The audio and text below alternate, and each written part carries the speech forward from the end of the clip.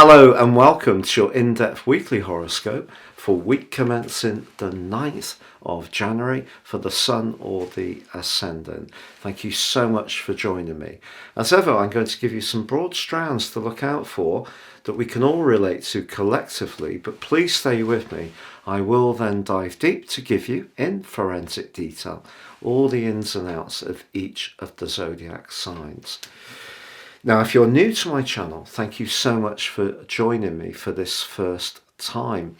If you'd care to subscribe, I'd be really grateful. Please click or tap on the bell notification symbol. If you're a returning viewer, thank you so much for joining me again. If you would like to know what the year ahead holds for you based on your individual astrology as opposed to this zodiac forecast, if you do give me 3 pieces of your personal birth data of time, date and place of birth, my 12-month forecast, and in my special package your life roadmap report at 30% off, can give you searing insights in how to manage that period, but also get deeper understandings of some of the patterns that have played out in your life over a long period of time. Now, within that, I'm also giving free zodiac forecast, a Chinese and Indian forecast for the whole of 2023. Please see the link below.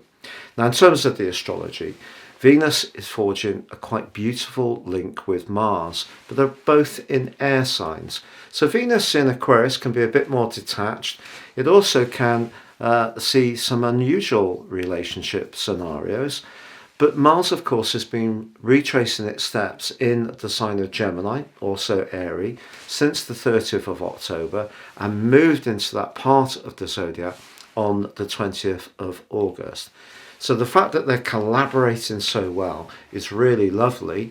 And obviously, air signs can be about messages and communication. Is there something that you want to say to someone? Because this would be a good time to do so, particularly when on Thursday, Mars goes direct. And I think that's something we're all going to really appreciate. It's going to move into the sign of Cancer on the 25th of March. But if things have slowed down for you and have felt that nothing was really moving forwards in the way you've wanted, this will really help.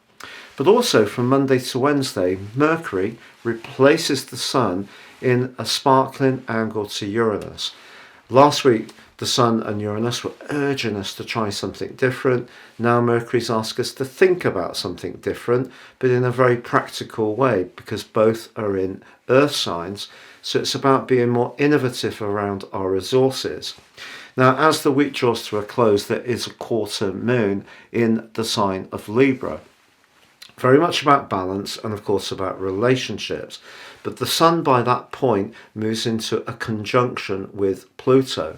This is mighty and gives an opportunity for transformation. But because the ascendant energies of Libra, it's very much about how we relate to people, doesn't necessarily correlate well to the power and the more orthodox approach of the Sun in Capricorn, and the energies of Pluto, which can be about transformation. So a relationship in a professional context may come into focus very strongly as the week draws to a close. But then again, it could be who holds the power in a personal relationship. There could be a little bit of a tussle, and maybe something needs to be talked through or something needs to evolve. With Pluto, if we use power wisely, it can be for the greater good. It's fine. If we're using it for more nefarious reasons to try and maintain our dominance over a situation, such as a relationship, then that could cause some issues as this week draws to a close. So Taurus, your week commencing the 9th of January forecast suggests that charm can take you far. Well, that's not news to you, of course. Your ruler Venus is in a very prominent position in your situation. So if you are wanting to impress someone, a line manager, if you're doing a presentation, having an interview, then that way that you come across that can be very beguiling can be very important. But within that charm, you can also show a lot of determination, because Mars in your second solar house is emphasizing your everyday money.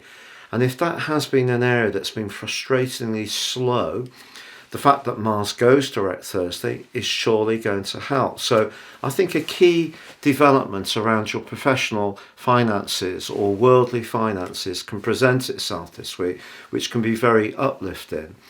Now, if you do meet someone for the first time, it could be someone who is a bit of a business person, or perhaps this is a person who has a real appreciation of the earthy plane.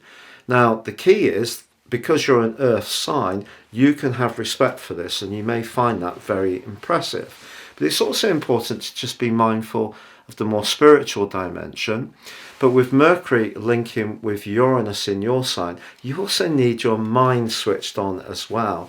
If anything, Uranus has taught you in recent years that if things are a little bit too steady and predictable, even if in the past that has been attractive, now you're yearning for something that's much more stimulating and exciting.